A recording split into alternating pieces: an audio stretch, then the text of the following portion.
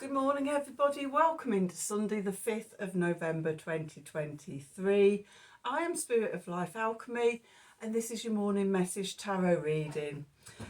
We're still in the Samhain portal, a time of endings and beginnings. So for me, I do this every year. Those of you that have followed me for a while will know this, but popular 31st of October is the popular or common day to celebrate Samhain, but the sun doesn't actually get to 15 degrees of Scorpio until the 7th of November, which is the astrological point of Samhain, being the midpoint between 0 degrees of Libra, which was autumn equinox, and 0 degrees of Capricorn, which is winter solstice. So we have this 8 days, this portal, that I really feel is a time of endings and beginnings. So today, the 5th of November is day 6 for those that are following along with me. So we have some astrology for today, and we have the moon in Leo all day. It's going to form a square to Jupiter in Taurus and a square to the sun in Scorpio. A trine to Chiron in Aries, and then another square, this time to Mars in Scorpio. So it's the the waning half moon. So we're going back into the dark half of the lunar month, into the subconscious. It's time of reflecting and releasing this next 8 days, and down to the new moon in Scorpio. So sort of these energies, this Samhain portal, and this energy closing out the Libra new moon cycle this coming week, which was also the solar eclipse. Okay, so we've got potent energies that started at the last new moon, and we're going right down this week to the Scorpio new moon. So there's lots of energies of releasing and transformation and things. So notes I've written about today's energies. Okay, so there's the possibilities for lots of conflict, lots of challenge, lots of strife with those squares between the moon and Jupiter, the sun and Mars. Find support with the trine, the fire trine to Chiron in Aries. Who are you at your core self, in your heart? Okay, remember Aries is all about I am. Leo is about, taking centre stage, being sort of the centre of your world. So really focusing on that spirit and that fire and that passion and that energy of who you truly are. Doing any healing that gets triggered, any triggers that come up for healing with all those squares, then today's a good day to do them. So let's do some cards and see what the cards want to add to the story. Okay, pop that over there. We're going to use the Sacred Symbols Oracle deck and tarot. What tarot do we want to use? Oh, let's use the Wild Unknown. So let's see, what do we need to know for today in this energy? Okay, it's been a proper autumnal day all day here. That misty, still, all the trees are in their autumn glory of radiant colours and everything. It's like, oh yeah, proper autumnal today. So not that I've been out in it, I've just looked out my kitchen window to all the trees and things. Now out my office window, more trees and things. And just that grey mist has lifted a little bit, but anyway, let's get back to the reading. So what do we need to know for today, Sunday the 5th of November 2023? Messages from Spirit, please, for the collective. What help, advice, support and guidance can Spirit give the collective to help us navigate today's energies for our highest and greatest good?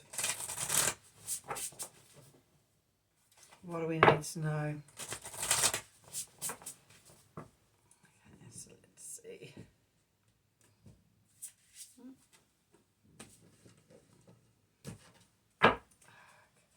So at the bottom, we've got guides.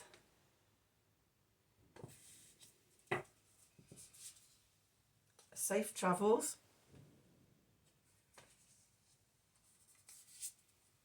And trust.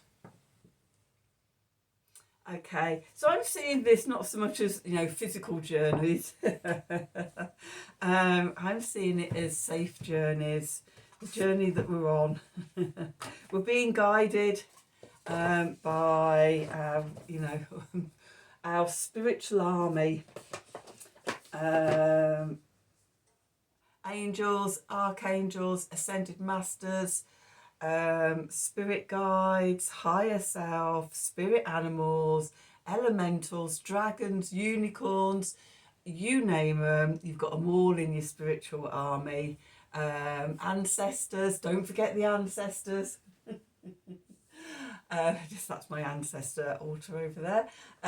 Yeah, all guiding you, and we just have to trust that sort of we are being guided, watching out for the signposts, and yeah, put in our trust in that we're going to make it to the end of this chapter. The end of the portal, even make it till Tuesday to the end of the portal.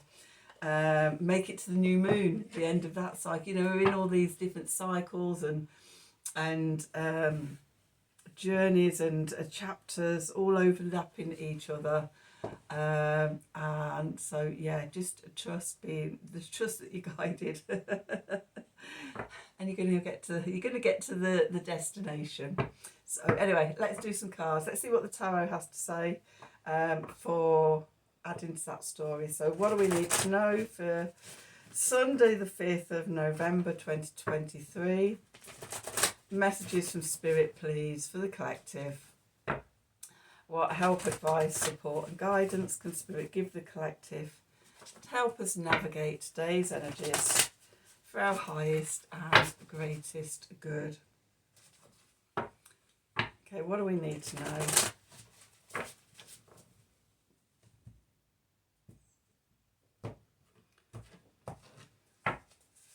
Okay, so where we find ourselves, the Hanged Man, suspended animation. That sounds very portally. Going into the past, we've got the 7 of Cups. Beneath us, we've got the 8 of Wands. Above us, we've got the Fool. And we're moving into the 8 of Swords. Okay, the clarifiers, we've got the 4 of Cups. We've got the 10 of Swords. We've got the 3 of Swords. Okay. Underneath, we've got the Ace of Cups. We've got the 2 of Swords. We've got the 10 of Cups.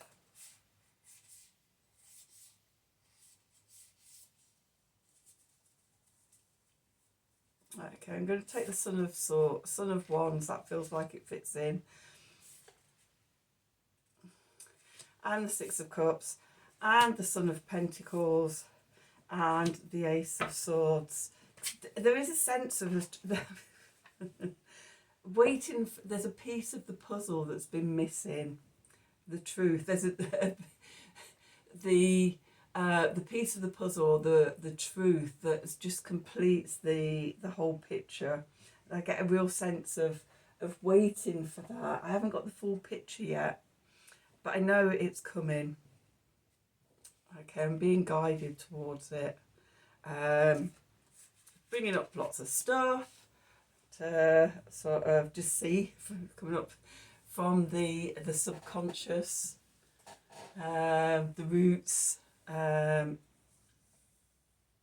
shadow, subconscious. And it's that time of the year and we're in this portal, so you know, just this is why we need to trust that we're being guided. So where we find ourselves, the Hanged Man, suspended animation.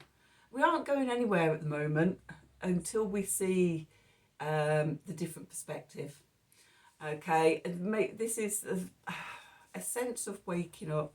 So we go through life and not really realising all the hidden triggers and things, all the parts, all the things that we think are part of us, which aren't. They're absorbed, they're inherited, their family patterns, their ancestral patterns.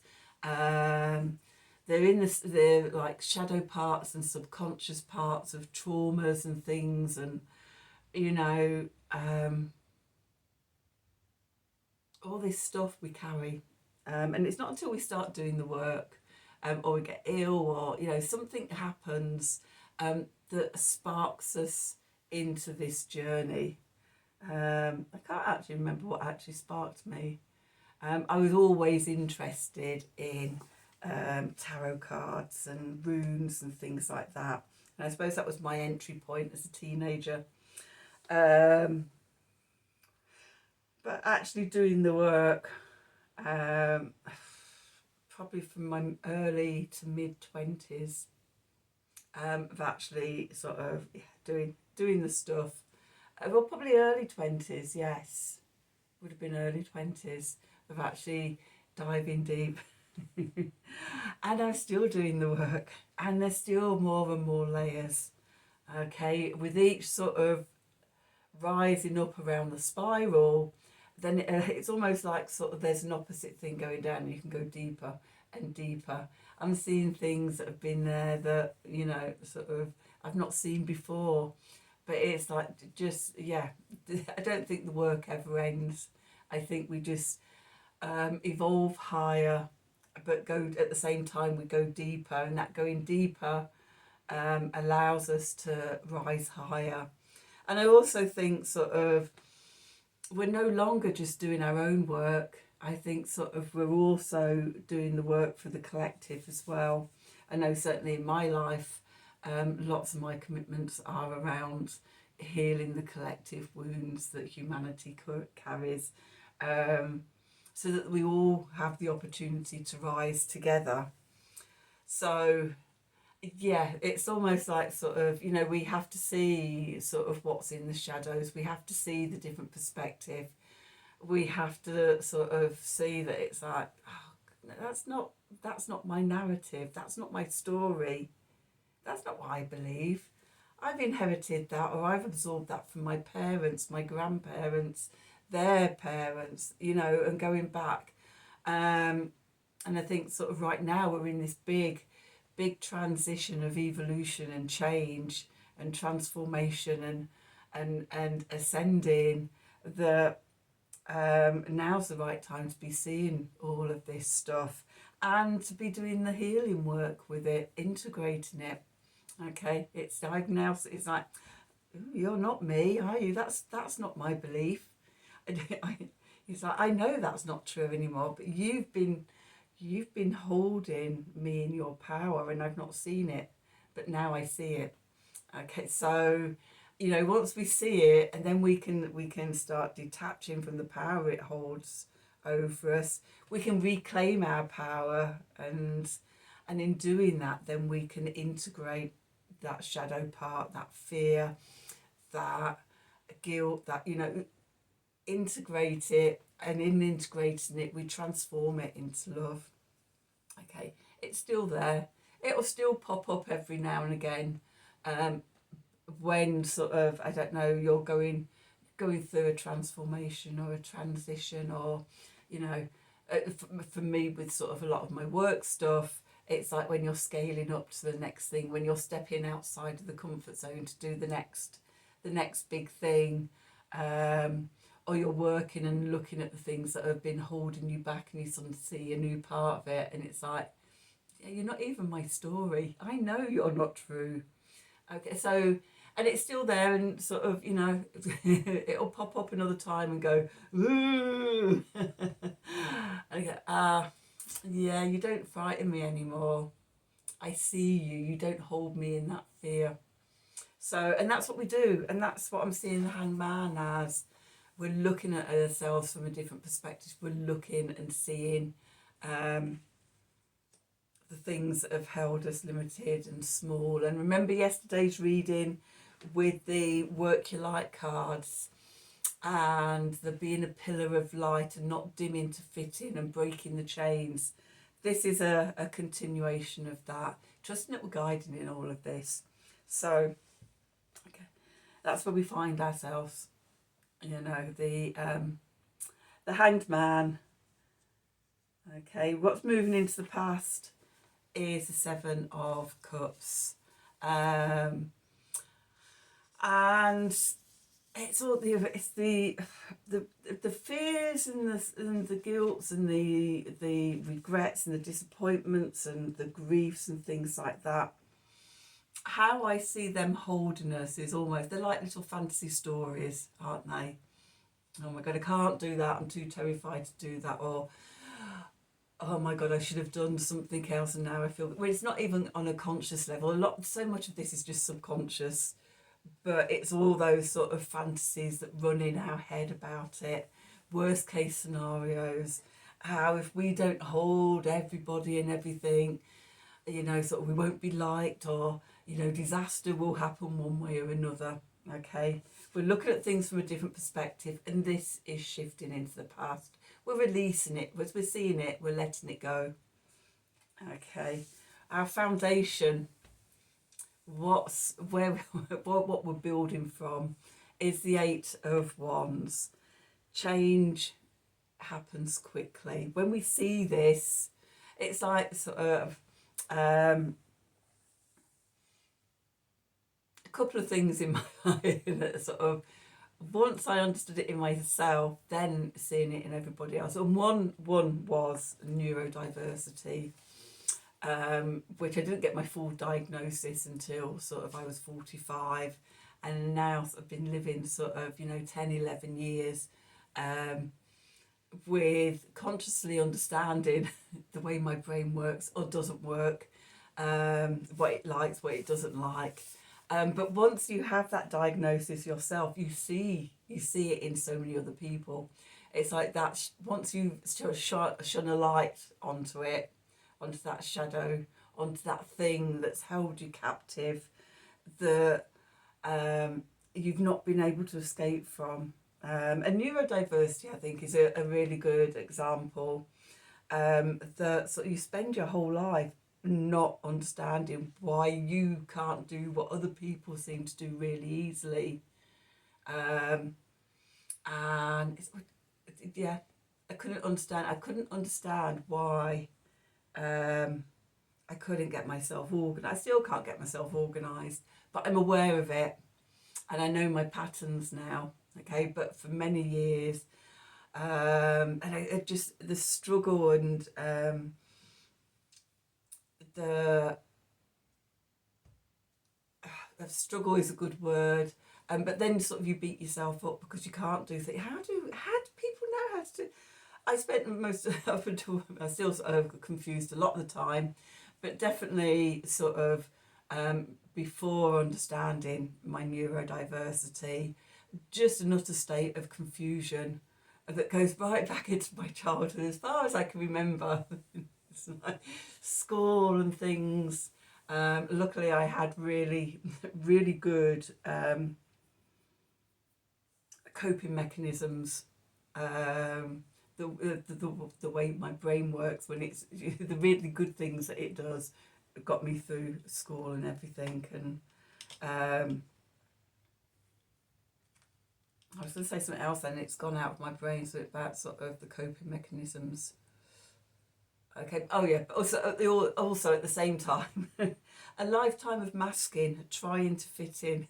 Though if you look at me, because I probably don't look like I fitted in, and I haven't fitted in, but trying to fit into society and possibly a better way to say it is trying to function in society when you've got a neurodiversity or something like that, and it doesn't make sense. I mean, it's completely bonkers out there over the net. I now don't try and do things that I'm never ever going to be able to get a grip of. Be aware that I can't do that. I'll find my own way of doing it that works for me. And yeah, that sort of seeing it in myself, and now I can spot it in lots of other people because I recognise the patterns. And that's what happens when sort of with the shadow side of us, once we see it, it no longer holds power over us. It's still there, can't change it. I'm still I'm still as neurodiverse as I was before my diagnosis. But now I know how to manage it a lot better. Now I see the patterns coming up. I see the procrastination. I see the disorganisation. But then I also see the brilliance of it as well. That sort of, problem solving in my sleep and things like that. It's like, and having a near photographic memory, and when I'm passionate about anything, the depth of knowledge and wisdom I have about stuff, absolutely amazing. But there's also that other side. But yeah, it doesn't hold me in its power like it used to. Okay, so yeah, that's what I mean by is looking at things from a different perspective, and that is, it doesn't matter if it is, something such as neurodiversity, or it's fears and subconscious things, shadows that we, when we don't see them, we can't do anything about them, and they hold power. So we're reclaiming our power. We're getting we're getting rid of the fantasy futures. That's what I like to call this card. Often it's worst case scenarios and things like that, all the reasons why something won't work out, or imagining sort of these disaster scenarios and things. That's moving into the past, and things change quickly. It's like we've put the light on. We've turned the switch, the electricity is coming through the circuits now, and it changes when we see everything in the light. The shadows no longer hold power over us, and that's what I'm getting with this Eight of Wands. Blimey, that was that was a bit round the houses, wasn't it, to get back to that? So yeah, it's like it could be an epiphany or something like that, that suddenly, and it opens a new journey. We've got the Fool. Message from Spirit is, aha, now we can begin. Okay, the new journey, the new chapter, the new, but when we're safe to get to there. And then we're going into the Eight of Swords. Now, usually the Eight of Swords is about being trapped by old mindsets and things like that. But in this, it's like being the chrysalis. We're in the middle of the transformation, okay? And the Hanged Man with the bat, and then this chrysalis in the Eight of Swords, just look really similar to me, okay? We're turning things on their head.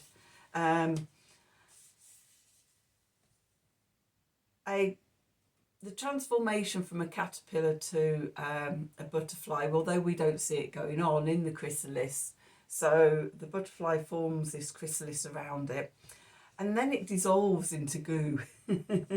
And from that goo it transforms into a butterfly and then emerges.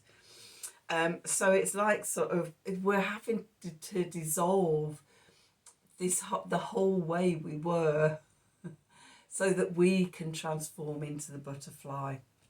Okay. So that's the main reading. The clarifiers, we've got the Four of Cups.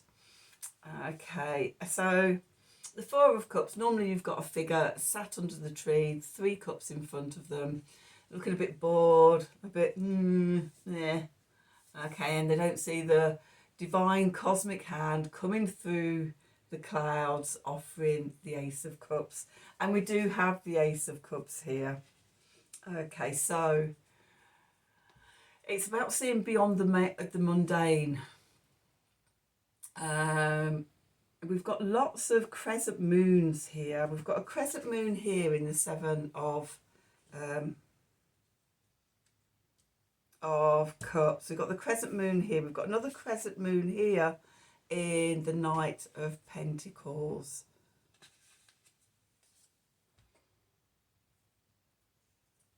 Between now and the new moon and the new cycle, this is happening. Okay, so I always get a sense with this card of smelling a rat as well, because we've got this rat on the cups.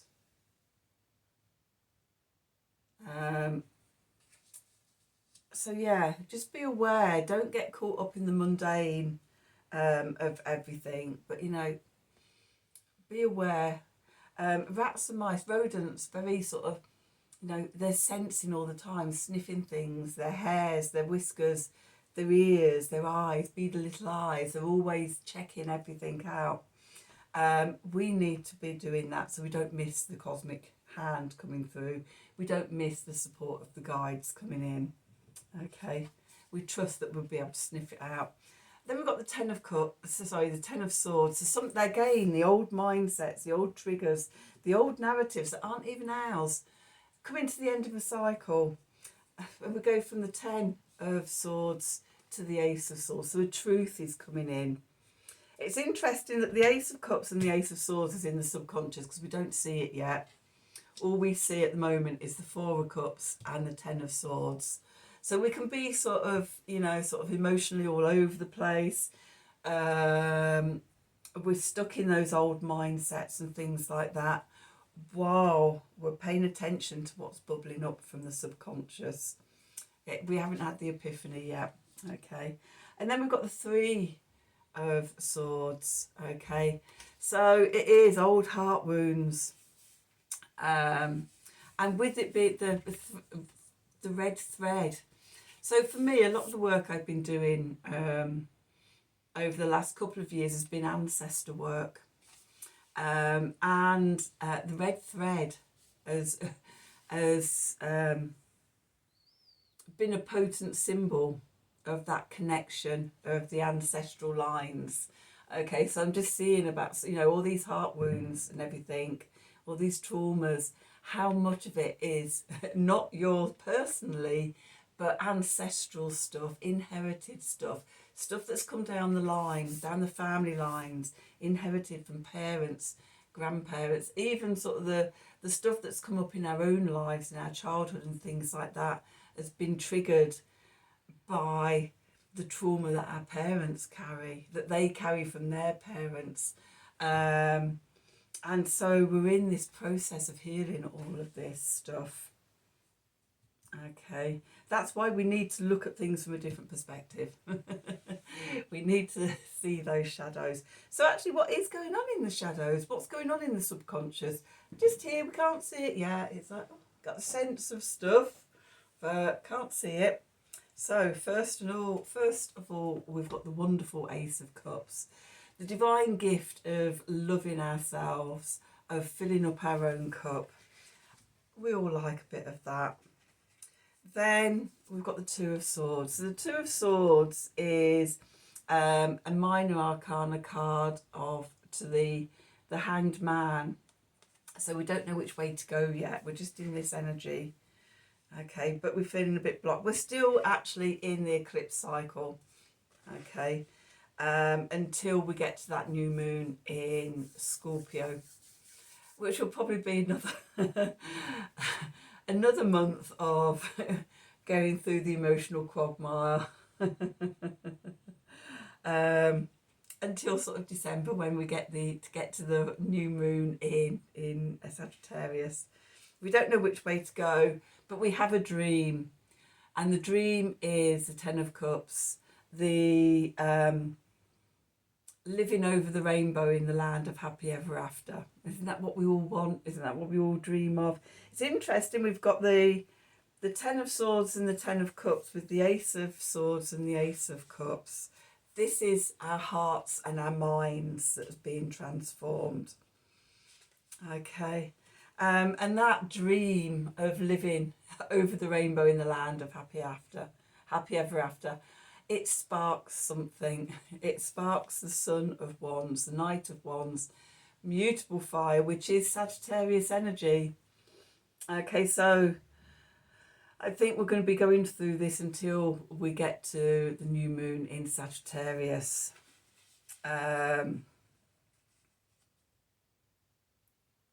So this is why we need our safe travels. We need to trust that we're being guided, and we're being sort of also guided by our ancestors. So the Six of Cups here. Okay, we've got us, we're the tree here, and then we've got our root system. And our root system is our connection to all our guides, all our, what I was saying at the beginning, our spiritual army, including our ancestors. And that's where, just like the tree, we draw up all our nutrients, all our water and everything that feeds us, okay? And there we're drawing down sort of the sun and the rain and everything from the sky. We're being nourished by God and Gaia, divine masculine, divine feminine, drawing that energy up for the safe travels to sustain us. With the Son of Pentacles, the Knight of Pentacles, mutable earth, Virgo energy, okay, step by step, daily devotions to the work, being organised as much as I can, whatever our idea of being organised is. Maintaining consistency as much as we can. Another thing I'm not very good at, but that's fine. I do the best I can, and I love myself unconditionally in all of it. Okay, but slowing down, one step at a time, one day at a time. This isn't going to be, it's like making incremental steps of progress. Okay, it's like sort of, yeah, if you imagine sort of the sun going around the zodiac 360 degrees, or even going through one sign, like going through Scorpio at the moment, you know, there's 30 degrees, that's 30 steps, 30 days where we work with the energies.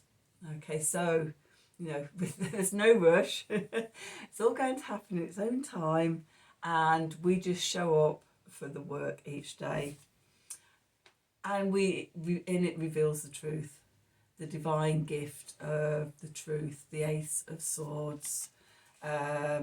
So yeah, balancing the heart, balancing the head.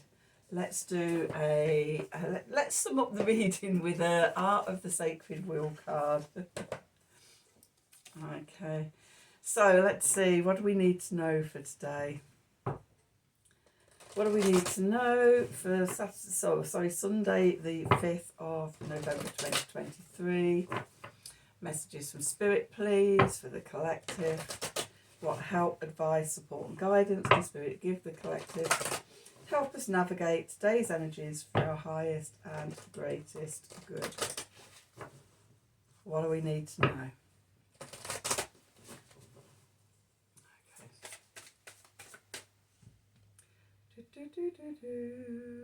It is actually the top one today. Very rarely the top one. Devotion. Serve the love that's here. Yep, serve the love that's here. Loving yourself unconditionally. Loving the lessons that turn up. Loving everything. Loving every part of it. Loving the adventure of it. Loving that you're being guided. Loving that you trust, loving every part of it. Okay, that's your devotion. So that's today's reading. I hope you've enjoyed it. I hope it's resonated for you. Obviously, if it has, then please do like, share and subscribe to the channel. As always, much appreciated. If you'd like a personal reading, then email me at the email address below the video in the descriptions box. Have a wonderful day, and until tomorrow, then thank you for watching.